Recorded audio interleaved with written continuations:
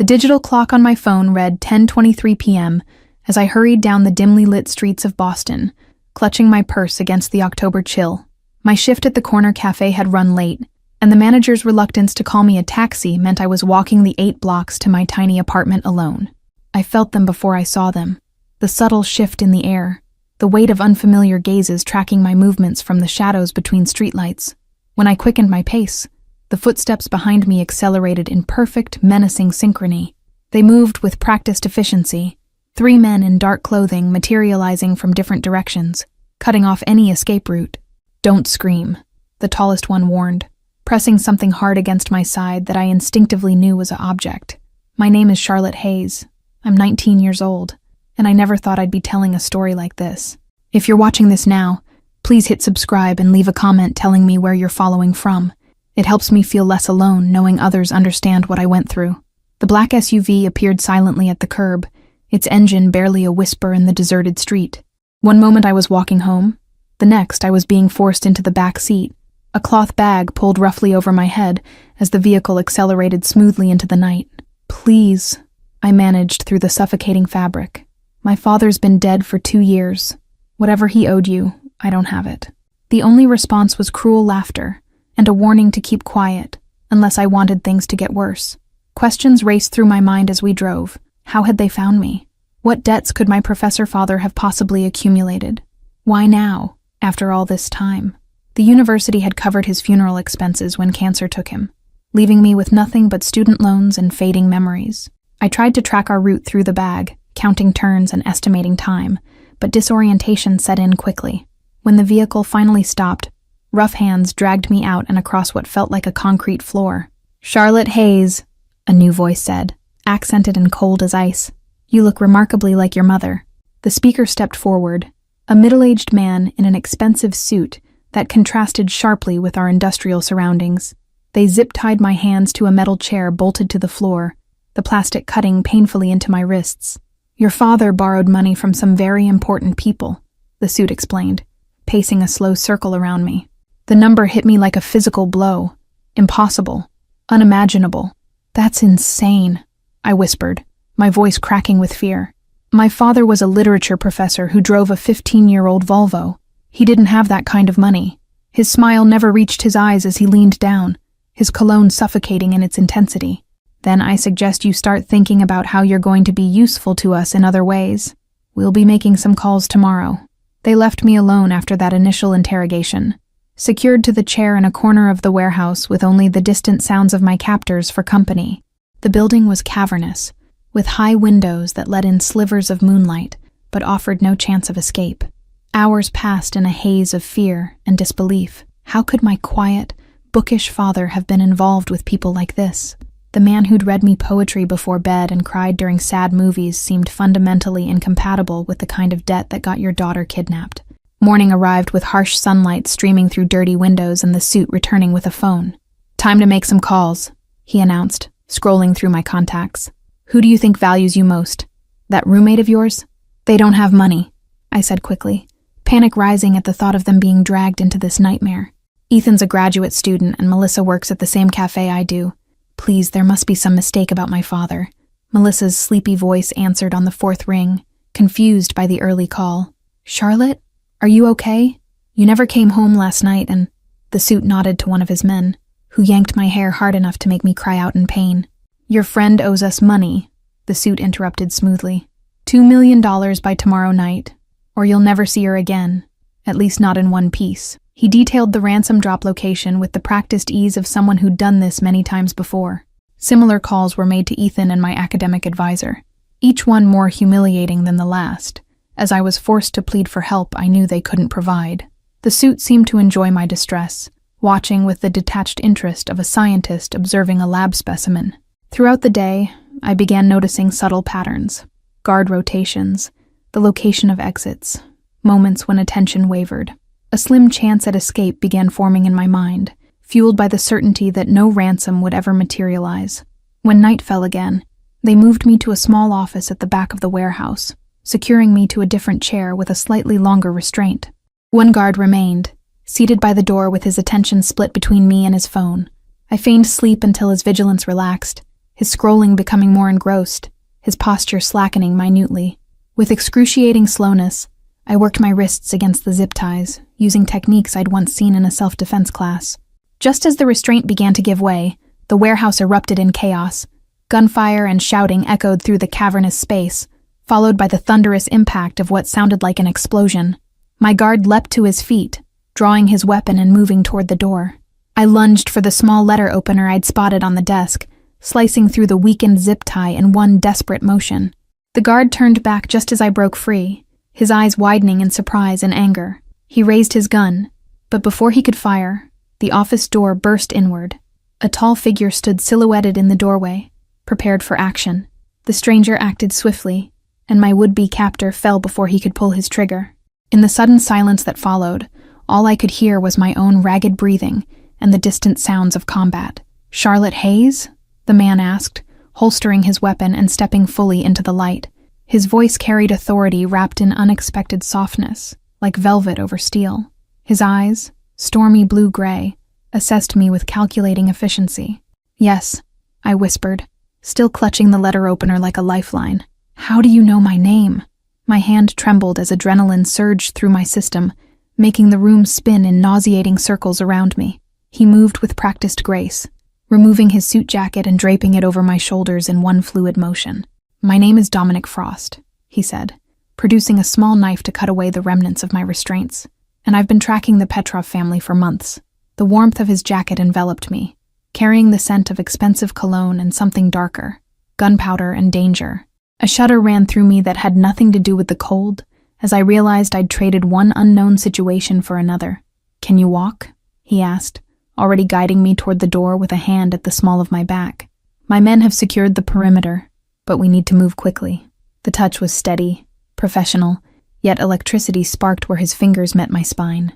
We emerged into the warehouse's main space, now transformed into something from a war zone. Signs of a struggle were evident across the concrete floor, and the metallic scent of blood hung heavy in the air.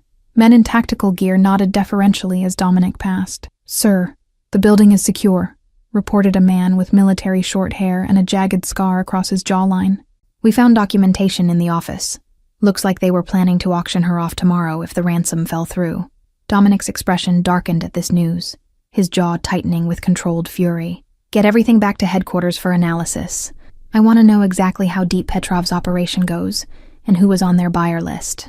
Outside, the night air hit my lungs like salvation, clean and cool after the warehouse's suffocating atmosphere. A sleek black Mercedes idled at the curb, its windows tinted to impenetrable darkness. Dominic opened the rear door, gesturing me inside with gentlemanly precision. "Why are you helping me?" I asked as he slid into the seat beside me, signaling the driver with a subtle nod. "Who are you, really?" The luxury interior of the car felt surreal after the warehouse's brutal simplicity, like stepping from a nightmare directly into a dream. Dominic studied me for a long moment, his expression unreadable in the dim interior lighting. "Let's just say your father and I had unfinished business," he finally answered, his words careful and measured. "And I don't appreciate the Petrov family poaching from my territory." I awoke to sunlight streaming through floor-to-ceiling windows, momentarily disoriented by silk sheets and a mattress that felt like floating on a cloud. For one blissful moment, I thought the kidnapping had been a nightmare, until I shifted and felt the raw abrasions on my wrists where the zip ties had cut into my skin. The room around me was the epitome of luxury, tasteful artwork on the walls, mahogany furniture that gleamed with careful polishing, and through the windows, manicured gardens that stretched toward distant iron gates. This was no hospital or hotel. The personal touches were too evident, the security too obvious. A soft knock preceded the entrance of a woman in her 50s, her silver-streaked dark hair pulled into an elegant chignon. "Good morning, Miss Hayes," she said, setting down a tray with tea and toast. "Mr. Frost asked me to check on you when you woke." "Where am I exactly?" I asked, accepting the steaming cup with hands that still trembled slightly. The tea was perfectly brewed, the china delicate beneath my fingers, nothing like the chipped mugs I used in my apartment. "How long have I been asleep?" "This is Mr. Frost's private residence in Brookline," she replied, moving to open the curtains wider. "I'm Mrs. Bennett, the housekeeper. You've been asleep for nearly 14 hours. The doctor said your body needed the rest after your ordeal." The mention of a doctor made me glance down, noticing for the first time that my cuts had been cleaned and bandaged, and I was wearing silk pajamas that certainly weren't mine. The thought of being undressed while unconscious sent heat flooding to my cheeks. Your clothes were being cleaned, but I've left some items in the wardrobe that should fit you, Mrs. Bennet continued, gesturing to a massive armoire against the far wall. Mr. Frost will see you in the study when you're ready. No rush. After she left, I explored the attached bathroom, marveling at marble surfaces, and a shower with more settings than I knew what to do with. The hot water felt miraculous against my skin, washing away the warehouse's lingering traces, and revealing bruises I hadn't realized I'd acquired. The wardrobe contained clothing in exactly my size. Jeans, sweaters, even underwear still in packaging from brands I recognized from magazine ads, but had never been able to afford on a barista's salary. How did Dominic know my measurements? How long had he been watching me? Dressed in borrowed finery, I followed Mrs. Bennet's directions through corridors adorned with artwork that looked museum-worthy. The house was silent except for our footsteps on polished hardwood, but I sensed the presence of others. Security personnel stationed discreetly throughout the property. I paused outside the study door, gathering courage before knocking softly. Dominic's deep voice beckoned me inside, and I entered a space that seemed to encapsulate the man himself, powerful, elegant, with dangerous undercurrents beneath the civilized veneer. Dominic stood by a wall of windows, silhouetted against the morning light, a phone to his ear. He ended the call as I entered, turning to assess me with those storm cloud eyes. "Charlotte," he said, my name carrying unexpected weight on his tongue. "How are you feeling?" "Confused," I answered honestly, remaining near the door while he gestured toward a leather armchair. "You know things about my father that I don't. You have men who execute military-style operations, and you're clearly wealthy enough to maintain what looks like a small army. Who are you really, Mr. Frost?" A small smile played at the corner of his mouth as he poured amber liquid from a crystal decanter into 2 glasses. "I told you. I build things. Create stability where there was none before," he said, offering me one of the glasses. "Your father understood the value of such arrangements." The whiskey burned a trail down my throat, warming me from the inside out. "My father was a literature professor who specialized in Russian poetry," I countered, setting the glass down with more force than necessary. "He graded papers on weekends and drove me to piano lessons in a car held together with duct tape." Dominic moved to his desk, withdrawing a manila folder thick with documents. "Richard Hayes's public life. Yes," he agreed, opening the folder to reveal photographs that made my breath catch. My father in settings I'd never seen, with people I didn't recognize. His private one was considerably more complex. "These are fake," I whispered, though the evidence before me was undeniable. My father's distinctive smile, the scar above his eyebrow from a childhood accident, the way he tilted his head when listening intently. "He couldn't have been. He wasn't. Your father was my intelligence advisor for 6 years, Dominic stated matter-of-factly, as though discussing the weather rather than shattering my entire understanding of my family history. His academic position provided excellent cover for his real expertise, analyzing patterns in Russian organized crime. My mind reeled with implications, memories reshuffling themselves like cards in a deck, the late-night phone calls, unexpected business trips, the languages he spoke that he never taught me. Then the people who took me. "They knew about his work with you?" Dominic's expression darkened, jaw tightening with controlled anger. "The Petrov family discovered his connection to my organization shortly before his death. We believed the threat died with him. Evidently, we were wrong. Through the windows, I could see men patrolling the grounds, their movements synchronized and professional. Not servants or groundskeepers, but soldiers in disguise. These people killed my father, didn't they?" I asked, already knowing the answer in my bones. "The cancer diagnosis was real," Dominic clarified, his voice softening almost imperceptibly. "But its sudden acceleration was not. By the time we suspected poison, it was too late for intervention. I'm sorry, Charlotte. I should have protected him better." The ground seemed to shift beneath me, grief reopening like a physical wound. "And now they're after me because... what? Revenge? Do they think I know something?" The room felt suddenly airless, the luxury suffocating rather than comforting. "Initially revenge, yes," he confirmed, moving closer with that fluid grace that seemed at odds with his powerful frame. "But now it's become something more complicated. You've seen their faces, their operation, and you're under my protection, which makes you valuable in ways you don't yet understand. His proximity sent electricity skittering across my skin despite my turmoil, his cologne teasing my senses. "What does that mean?" "Your protection," I asked, forcing myself to meet those intense eyes without flinching. "Am I a guest here or a prisoner?" Dominic considered me for a long moment, his expression unreadable. "That," he finally said, "depends entirely on what you decide to do with the truth I've just given you. You can't go back to your old life, Charlotte. That path is closed to you now." 3 weeks passed in Dominic's mansion, each day a strange blend of luxury and confinement. Mrs. Bennett taught me to navigate the massive house with its hidden rooms and security protocols, while armed men patrolled the perimeter with military precision. Dominic himself remained an enigma, sometimes absent for days on business I dared not ask about, other times appearing unexpectedly to join me for dinner, or offer books from his extensive library. Our conversations were carefully controlled dances around truth and intention. "You're different than I expected," he remarked one evening as we sat in the garden pavilion, the autumn air crisp around us. "Most people in your situation would be broken by now, crying, begging to leave, attempting escape. You're adapting." I traced the rim of my wineglass, considering his observation. "What choice do I have? My apartment's been cleared out. My job thinks I've moved cross-country. And according to Mrs. Bennett, there's a death certificate with my name on it, circulating through official channels." A ghost of a smile touched his lips as he refilled my glass with practiced precision. "A necessary precaution. The Petrovs believe you died in that warehouse fire. It's safer for everyone if that fiction remains intact." The evening light caught the silver at his temples, softening the hard edges of his features. At 27, Dominic carried himself with the weary authority of someone who'd seen too much, done too much, to maintain any illusions about the world.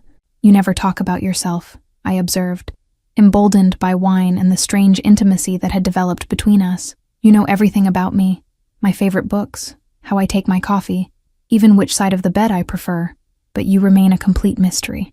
Something flickered in those storm-gray eyes, surprise, perhaps, that I'd been watching him as carefully as he watched me.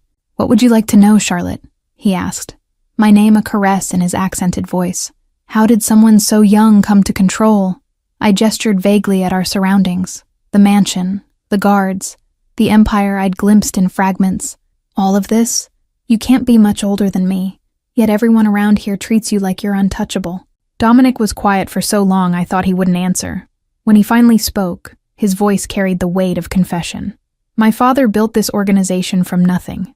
When he was murdered 3 years ago, I inherited his position, his enemies, and his unfinished business, including a debt to your father." The revelation stunned me into silence. This dangerous, powerful man felt he owed my father something. "Is that why you rescued me? To repay a debt to a dead man?" The thought sent an unexpected pain through my chest. "Initially," he admitted, reaching across the table to brush his fingers against the inside of my wrist, tracing the healing marks left by my captivity. "But now my reasons are considerably more complicated." His touch ignited something beneath my skin, a current of electricity that had nothing to do with gratitude and everything to do with the magnetic pull I'd been fighting since that first night. "Complicated how?" I whispered, heart thundering against my ribs. Dominic's eyes darkened as he leaned forward, close enough that I could feel the heat radiating from him. "I think you know exactly how, Charlotte," he murmured, and when his lips finally met mine, the kiss was both gentle and consuming, a claim and a question all at once. The ringing of Dominic's phone shattered our moment, reality crashing back with brutal efficiency. The transformation was immediate. The man who had kissed me with such unexpected tenderness vanished, replaced by the cold-eyed strategist who commanded an empire built on secrets and blood. "They've found us," he said after a terse conversation, already signaling to the security team that materialized from the shadows. "Petrov's men breached the outer perimeter. We need to move, now." His hand closed around mine with possessive certainty. The next hours passed in a blur of controlled chaos. Dominic's men moving with practiced efficiency, gathering essential items, securing escape routes, preparing for confrontation. I watched in fascinated horror as the elegant mansion transformed into a fortress under siege. "How did they find us?" I asked, as Dominic guided me through a hidden passage beneath the library, his body a protective shield between me and whatever threats lurked ahead. "I thought they believed I was dead." His expression hardened, jaw tight with controlled fury. "Someone in my organization has betrayed us. The list of people who knew you were here was extremely short. which makes identifying the traitor my first priority once we're secure. The tunnels opened into an underground garage housing vehicles that looked designed for both luxury and combat. Dominic directed me toward a matte black SUV with windows thick enough to stop bullets. "Get in. Stay down. Where are we going?" I asked, ducking into the passenger seat as commotion erupted somewhere above us. The sound made my blood run cold, memories of the warehouse flooding back with nauseating clarity. "What about your men, Mrs. Bennett? They have their orders and extraction points," he replied, his focus absolute as he navigated the vehicle through a series of underground passages I hadn't known existed. "Right now, my only concern is getting you to safety." We emerged miles from the mansion, the city lights glittering in the distance. Dominic drove with silent intensity, checking mirrors frequently, taking routes so convoluted I lost all sense of direction. "Petrov wants more than revenge now," he finally said, breaking the tense silence. "What does he want?" I asked, though part of me already knew the answer. The stakes had shifted the moment Dominic claimed me as his own with that kiss. I was no longer just a pawn in their game. I had become the most effective way to wound Dominic Frost. He took a sharp turn onto an unmarked road, the city falling away behind us. "He sent terms while you were changing. You, delivered to him personally, in exchange for a ceasefire between our organizations. A clean trade, one life for hundreds." Cold fear washed through me, but with it came a strange clarity. "You're considering it, not a question." The strategic calculus was written in the tight line of his shoulders, the careful neutrality of his voice. The logical choice would be to trade me. Dominic's knuckles whitened on the steering wheel. The logical choice, yes. I built this organization on logical choices, Charlotte. Hard decisions that protect the many at the cost of the few. It's how I've survived. How we've all survived. We pulled into a secluded cabin nestled against dense forest, the structure deceptively rustic. I had no doubt it was as fortified as the mansion had been. Inside, the simplicity continued. Functional furniture, minimal decoration, nothing to indicate the wealth Dominic commanded. "So why haven't you already handed me over?" I asked when he returned from securing the perimeter, his weapon holstered but still visible against his side. "If I'm just a liability, a complication in your business affairs, why risk everything to protect me?" Dominic crossed the room with predatory grace, backing me against the wall with his body so close I could feel the heat of him, see the conflict raging in those storm cloud eyes. "Because there are some things logic can't account for, Charlotte. Some weaknesses even I can't overcome." His confession hung in the air between us, weighted with implications neither of us was prepared to voice. "So what happens now?" I whispered, hands rising instinctively to rest against his chest, feeling the thunderous beat of his heart beneath my fingers. "Now we end this," Dominic said, his voice carrying a finality that sent shivers down my spine. "Petrov has pushed too far, threatened what's mine. I won't allow it to continue." The possessive edge in his words should have frightened me. Instead, it ignited something primal and consuming. By dawn, the cabin hummed with activity, as Dominic's most trusted lieutenants arrived in waves, each bringing intelligence, weapons, and the kind of quiet competence that spoke of years navigating violence. I watched from the periphery, a witness to the machine Dominic commanded with such effortless authority. "You don't have to be here for this," he told me privately, his fingers tracing the curve of my cheek with unexpected tenderness. "I can have you taken somewhere remote, somewhere even I wouldn't know to find you. A new identity, a fresh start, away from all of this." The offer hung between us, tempting in its simplicity. I could walk away, become someone new, someone untouched by the darkness that had claimed my father and now threatened to consume me. The old Charlotte would have grabbed that lifeline without hesitation. "And if I don't want to leave?" I challenged, holding his gaze steady despite the dangerous heat building between us. "If I choose to stay, knowing exactly what you are, what this life means." Something shifted in his expression. Surprise, followed by a possessive hunger that made my breath catch. "Then you accept everything that comes with it. The danger, the necessary violence, the fact that once you're truly mine, Charlotte, I will never let you go." His words should have sounded like a threat. Instead, they felt like a promise, an anchor in the chaos my life had become. "I've spent 19 years playing by the rules, Dominic. Where did it get me?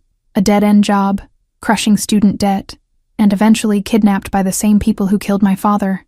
The plan came together with military precision, a calculated trap using me as willing bait. Dominic's forces positioned strategically throughout the designated meeting point. I memorized my role with the same determination I'd once applied to final exams, understanding that lives depended on my performance. Petrov arrived with an entourage of guards, his cold eyes assessing me with the clinical detachment of someone appraising merchandise. So Frost's pet has decided to save his organization at the cost of her own life. How unexpectedly noble. I smiled, channeling the confidence I'd watched Dominic wield like a weapon. Actually, I've decided to save myself at the cost of yours. The signal was subtle, a shifted weight, a glance toward the shadows, but it triggered Dominic's trap with devastating efficiency. What followed was controlled chaos, gunfire, shouts, the precise violence of Dominic's men as they executed the ambush we'd planned together. Through it all, I remained still, protected by the bulletproof vest concealed beneath my clothes, watching as Petrov's empire crumbled around him. When it ended, Dominic stood over Petrov's kneeling form, the man who'd orchestrated my kidnapping, my father's death, and countless other atrocities. "Charlotte," Dominic called softly, never taking his eyes off his captive. "This belongs to you. Your decision." I crossed the warehouse floor, taking the offered object with steady hands. Petrov's eyes widened in genuine fear as I focused with the intensity Dominic had taught me during our preparations. "My father was a good man," I told him quietly. "He deserved a better death than the one you gave him." The sound echoed through the cavernous space, a period at the end of a chapter I hadn't known I was writing. In that moment, Charlotte Hayes, the barista, the scholarship student, the girl who played by rules established by others, ceased to exist entirely. 3 months later, I stood in Dominic's, our penthouse overlooking the Boston skyline, dressed in couture that no longer felt foreign against my skin. The woman reflected in the mirror was both familiar and unrecognizable. Harder eyes, confident posture, the quiet authority that came from standing at Dominic's side as his equal, his partner in all things. Thank you for following my story. If you're enjoying it, don't forget to like, subscribe, and share this video, as your support is so important for me to continue here.